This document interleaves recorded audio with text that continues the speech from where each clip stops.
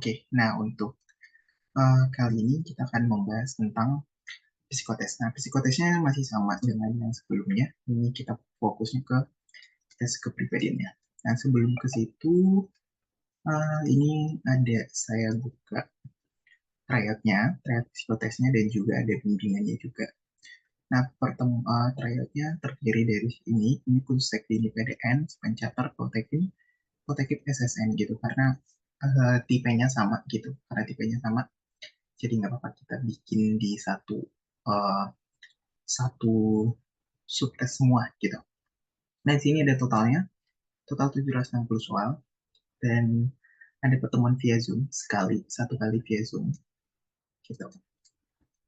Nah, di sini ada subtes kepribadiannya 360 soal, kemudian ada subtes kecerdasannya ada 100 soal, subtes daya ingat dan figural itu ada 100 soal, dan subtes kecermatan ada 200 soal.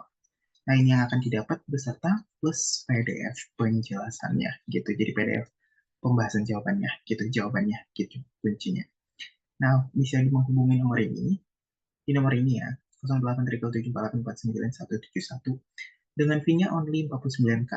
Nah, untuk yang diterima hanya 200 peserta saja. Jadi lewat dari 200 sudah nggak diterima lagi. Gitu untuk kloter kali ini gitu. Nah, itu dulu, kita langsung lanjut ke pembahasan soal tes kepribadian. Kita fokusnya kali ini adalah ke tes kepribadian. Oke, nah tes kepribadian itu dikenal dengan tes TPPS atau tes PP pada umumnya. Nah, sebenarnya semua kedinasan menggunakan tes ini juga, semua kedinasan tanpa terkecuali. Jadi mau di sekolah kedinasan apapun akan ada tes ini. Dan banyaknya jumlah soalnya bervariasi, bisa dari jumlah soal dari 100-an hingga 400, tergantung jumlahnya gitu. Nah, bentuknya ada apa aja? Pertama, memilih satu pernyataan dari dua pernyataan yang disajikan, atau menyatakannya atau tidak terhadap suatu pernyataan. Kemudian menggunakan range 1, 2, 3, 4, 5. Kemudian menggunakan range sangat tidak sesuai, tidak sesuai, sesuai, dan sangat sesuai. Nah, kemudian di sini perlu kita tahu ya, kenapa sih pada umumnya banyak yang gagal gitu di tes ini? Nah, kuncinya itu karena uh, berdasarkan tes psikotes ini, pihak kedinasan itu ingin melihat outputnya gimana gitu. Outputnya itu apa? Apakah orangnya itu mau tumbuh untuk menjadi ASN yang baik gitu. Kalau enggak ya nggak bakal kepilih gitu. Jadi ada hal-hal tertentu yang menjadi dinilai gitu, seperti sifat-sifat, kebiasaan, dan sikap tertentu gitu. Nah, di sini yang menjadi patokannya ada ini ya. Ini sesuai dengan Undang-Undang Nomor 5 Tahun 2014 tentang Aparatur Sipil Negara. Di sini bisa dibaca ya. Mungkin yang penting-penting saja, seperti melaksanakan tugas dengan jujur, bertanggung jawab, dan berintegritas tinggi. Ya, kemudian melaksanakan tugas dengan cermat dan disiplin, kemudian melayani sikap hormat, sopan, dan tanpa tekanan. Kemudian melaksanakan tugas sesuai dengan ketentuan peraturan perundang-undangan. Kemudian next, melaksanakan tugas sesuai dengan perintah atasan atau pejabat yang berwenang, sejauh tidak bertentangan dengan ketentuan peraturan perundang-undangan dan etika pemerintahan. Nah, kemudian yang keenam, menjaga kerahasiaan yang menyangkut kebijakan negara, menggunakan kekayaan dan barang milik negara secara bertanggung jawab, efektif dan efisien, menjaga agar tidak terjadi konflik kepentingan dalam melaksanakan tugasnya, memberikan informasi secara benar, dan tidak menyesatkan kepada pihak lain yang memerlukan informasi terkait kepentingan kedinasan. Kemudian tidak menyalahgunakan informasi internegara, tugas, status, kekuasaan, dan jabatan untuk mendapat atau mencari keuntungan atau manfaat bagi diri sendiri atau untuk orang lain. Kemudian untuk 11, memegang teguh nilai dasar ASN dan selalu menjaga reputasi, melaksanakan ketentuan perundang-undangan, dan mengenal disiplin pegawai ASN. Oke, itu kemudian kita lihat metode menjawabnya seperti apa. Di sini ada dikasih tahu poin-poinnya ya. Yang pertama untuk G, peran pekerja keras atau hard intense work. Di sini skornya akan lebih tinggi kalau kita berkemauan bekerja keras tinggi. Jadi fokusnya ke yang mau bekerja keras tinggi gitu. Jadi kita fokusnya di sini tuh bekerja keras tinggi. Ya kalau nggak mau bekerja keras, bagaimana pemerintah mau membayar ASN-nya gitu. Kemudian kita lihat lagi di peran pemimpin, leadership role. Kita lihat skornya aja yang paling tinggi. Mempraksikan diri sebagai pemimpin suatu tingkat di mana menggunakan orang lain untuk tujuannya. Gitu. Ini untuk konsep kepemimpinan. Oke, kemudian peran membuat keputusan is in decision making. Kita lihat skor tertingginya aja yaitu tidak ragu dalam mengambil keputusan. Jadi eh, kecepatan dalam mengambil keputusan juga sangat penting gitu. Kecepatan mengambil keputusan. Keputusan gitu. Oke, next kemudian peran sibuk atau pace. Dia akan tergolong aktif secara internal dan mental. Ini yang akan lebih tinggi poinnya gitu. Jadi kita harus secara aktif baik secara internal maupun mental. Kemudian ada lagi peran penuh semangat atau vigorous type, yaitu untuk poin tertingginya yaitu aktif secara fisik cenderung sportif gitu. Pilih jawaban yang seperti itu. Kemudian ada peran hubungan sosial atau social expectation. Poin paling tingginya yaitu kepercayaan tinggi dalam hubungan sosial dan suka interaksi. Jadi harus berinteraksi, harus berinteraksi. Kemudian di sini skor kedua tertinggi, skor kemudian untuk peran orang yang teoritis. Nilai-nilai penalaran tergolong tinggi. Jadi kalau jawaban mengarah ke teoritis, kita ambil ke hal-hal yang bernalar tinggi. Gitu. Kemudian peran bekerja dengan hal-hal rinci atau interest in working with details. Nah, kita pilih jawaban yang minat tinggi untuk bekerja secara detail. Jadi kalau makin detail, makin bagus. Oke, next lagi peran mengatur atau organize type. Nah, nilai paling tingginya yaitu keteraturan tinggi cenderung kaku. Kenapa cenderung kaku? Karena kalau fleksibel, maka sistemnya itu akan mudah untuk digoyahkan gitu. Jadi ya nggak punya ground yang kuat gitu untuk supaya ada satu acuannya gitu.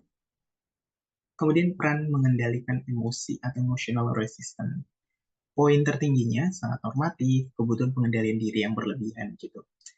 Ya walaupun sih sebenarnya sih kalau untuk konsep ini memang harusnya sih punya ini ya, punya pendekatan emosional seimbang, mampu mengendalikan gitu. Tapi di sini skornya malah lebih tinggi gitu. Jadi sebenarnya kalau kita mau melihat jawabannya ini sih, sebenarnya kita bisa atur sih jawaban mana. Apakah kita mau yang di atas 6 atau antara 4 dan 6 gitu. Jadi lebih baiknya antara 4 dan 6 juga lebih bagus. Nah, kemudian di sini ada kebutuhan menyelesaikan tugas secara mandiri.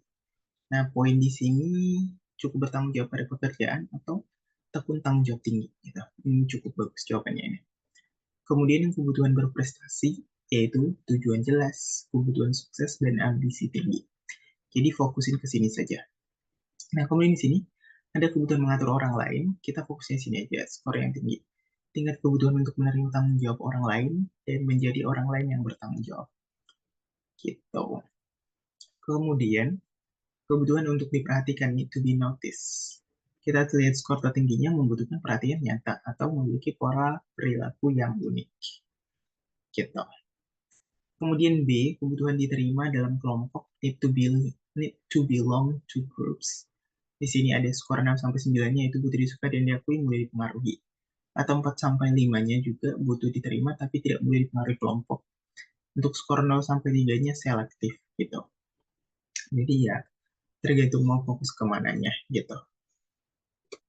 Nah, kemudian di sini kebutuhan kedekatan dan kasih sayang. Di sini yang harusnya lebih bagusnya di sini adalah ini. Skor 3 sampai 4 juga boleh, 5 sampai 9 juga. Kemudian Z, kebutuhan untuk berubah, yaitu membuat perubahan yang selektif, berpikir jauh ke depan. Kemudian mudah gelisah, frustasi karena segala sesuatu tidak berjalan fantastis. Nah, ini mungkin lebih ke tekanannya. Kalau mau menonjolkan kebutuhan untuk berubah, mungkin akan lebih memilih jawaban seperti ini gitu. Tapi kalau kita memang butuh perubahan tapi tidak yang sampai maks banget, kita pilih yang mengarah ke membuat perubahan yang selektif dan berpikir jauh ke depan, gitu. Kemudian yang kebutuhan untuk agresif, ya kalau ditanya keagresivan ya berarti kita harus lebih ke jawaban yang agresif dan cenderung defensif. Tapi karena kita mungkin ingin biar nggak terlalu agresif banget, kita sebenarnya memilih skor yang 6 sampai 7 aja. Agresif berhubungan dengan kerja, dorongan semangat bersaing gitu. Jadi bukan selalu defensifnya gitu. Kemudian F, kebutuhan membantu atasan. Nah, yang kita lihat di sini, yang bagus di sini itu yang skor 6 sampai 9-nya bersikap setia dan membantu, kemungkinan bantuannya bersifat politis atau setia terhadap perusahaan gitu. Jadi mending di antara poin 4 sampai 5 sampai 6 sampai 9. Kita bisa nonjolin di mananya gitu. Jadi diusahain di sekitar poin ini aja. Jangan di 23 atau di 22. Kemudian untuk kebutuhan mengikuti aturan dan pengawasan, yaitu untuk di bawah 4 berorientasi pada tujuan atau mandiri, atau 4 di bawah sampai 5 kebutuhan akan pengarahan dan harapan yang dirumuskan, kemudian 6 sampai 9 orientasi terhadap tugas dan membutuhkan instruksi yang jelas. Oke, kita masuk ke soal yang pertama. Kita bakal bahas sebanyak 50 soal. Nah, 10 soal pertama itu dari memilih salah satu pernyataan. Nah, di sini pilih salah satu pernyataannya. Saya menyukai petunjuk jelas atau saya suka bekerja keras. Nah, kalau kita pilihnya mungkin lebih bagusnya karena sebagai ASN-nya, kita pilih yang saya suka bekerja keras. Kemudian, kenapa sih lebih ke situ gitu? Karena kan gimana kalau petunjuknya yang bukan yang nggak jelas gitu, nggak kurang jelas gitu. Nah, emang kadang kan nggak semua informasi itu bakal jelas gitu. Jadi lebih fokusnya itu kita utamain di saya suka bekerja keras. Kemudian saya mengejar apa yang saya inginkan, atau saya adalah seorang pemimpin yang baik. Nah, lebih baiknya adalah saya adalah pemimpin yang baik. Kemudian saya membuat orang bekerja keras, atau saya adalah seorang yang gampangan. Nah, kalau yang ini dia itu labil ya.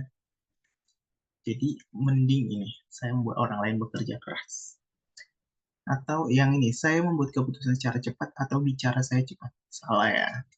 Kalau bicara cepat pasti makin banyak salah gitu.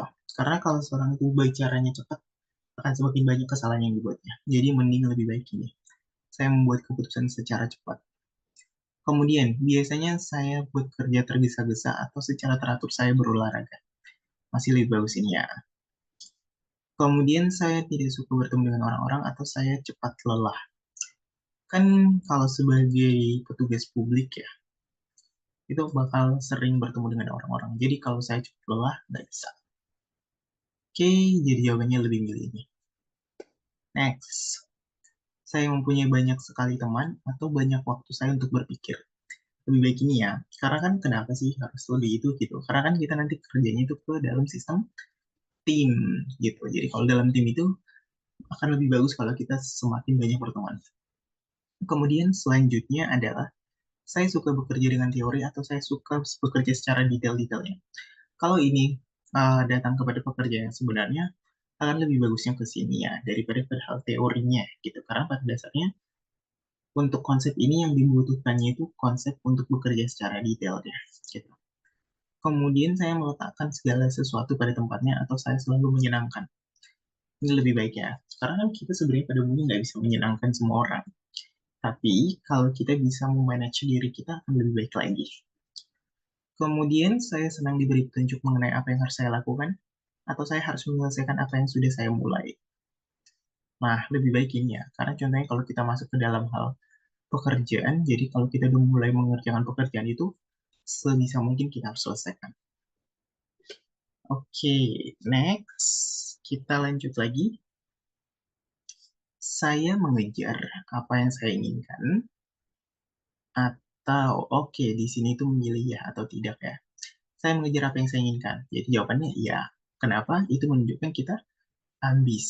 Kemudian saya menyukai petunjuk yang jelas. Ya, karena kan kalau terkecil kali ini kan berbeda dengan yang tadi ya. Ini memilih ya atau tidak gitu. Ya konsepnya kita harus memilih ya dong gitu.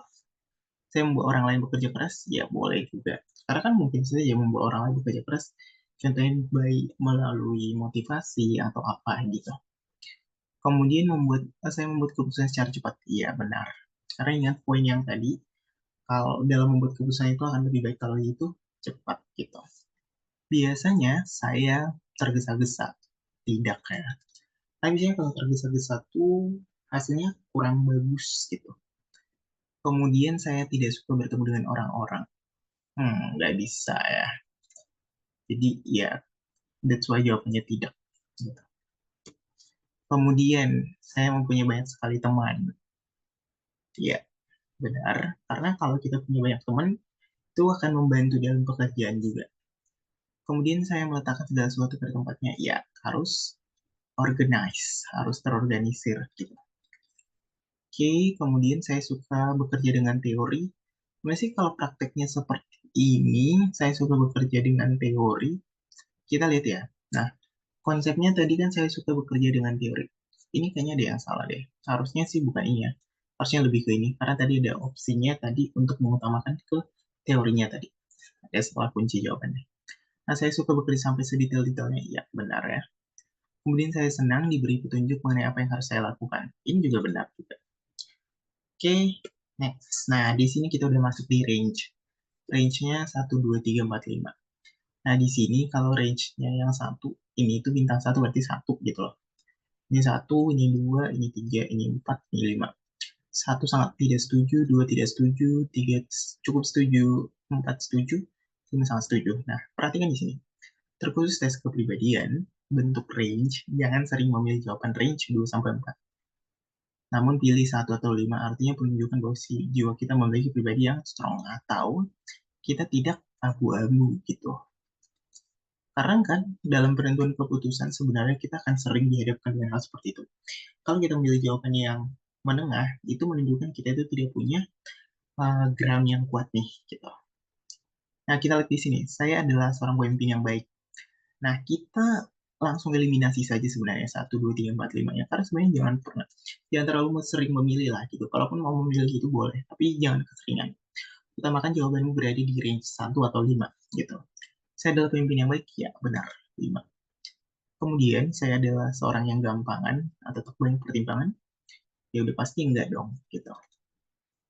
Kemudian next, bicara saya cepat. Ini enggak, harusnya bukan cepat, tapi lebih ke bijaksana. Ingat ya, yang 2, 3, 4 ini anggap saja eliminasi ya. Tapi kalau mau dijawab pun juga sebenarnya nggak apa-apa juga. Cuman kalau kebanyakan menjawab di sekitar daerah situ akan menunjukkan kita itu tidak punya kepribadian yang kuat. Kemudian secara teratur saya berolahraga.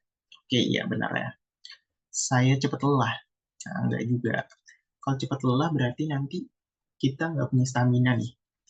Kemudian banyak waktu saya untuk berpikir. Hmm, Kenapa sih? Sepertinya ini kunci jawabannya kurang tepat ya. Nggak boleh sebenarnya di sini juga di sini. Nah, kita harus lihat kayak tadi antara poin satu sampai 5 gitu. Poin 1 sampai 5 anggap aja deh, coret aja 3, 2, 3, 4-nya ini gitu. Nah, banyak waktu saya untuk berpikir. Nah, kalau kita buat secara logikanya sih tergantung lagi ya. Kalau mungkin nanti outputnya itu untuk bekerja di balik layar, boleh sebenarnya milih jawabannya yang satu. Tapi karena kayaknya ini fokusnya ke ini ya, ke pelayanan publik. Mungkin akan lebih bagusnya dia itu ke tidaknya. Gitu. Oke, saya suka bekerja secara detail-detailnya, iya benar. Saya suka mengorganisir pekerjaan saya, ya harus dong. Jadi sangat menggambarkan diri. Saya suka memberi informasi yang sangat banyak kepada masyarakat. Nah, sebenarnya informasinya itu bukan yang banyaknya, tapi yang pentingnya saja. Makanya jawabannya tidak setuju atau tidak sesuai. Kemudian, ada lagi, saya selalu menyenangkan, boleh. Saya harus menyelesaikan apa yang sudah saya mulai, iya. Karena ini berhubungan dengan pekerjaan. Oke, kemudian ada range, sangat tidak sesuai, tidak sesuai, sesuai, dan sangat sesuai.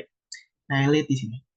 Dalam menjawab bentuk range dari sangat tidak sesuai hingga sangat sesuai, usahakan untuk memilih jawaban pada opsi sangat tidak sesuai atau sangat sesuai. Artinya ini saja atau ini. Gitu, jangan di sini.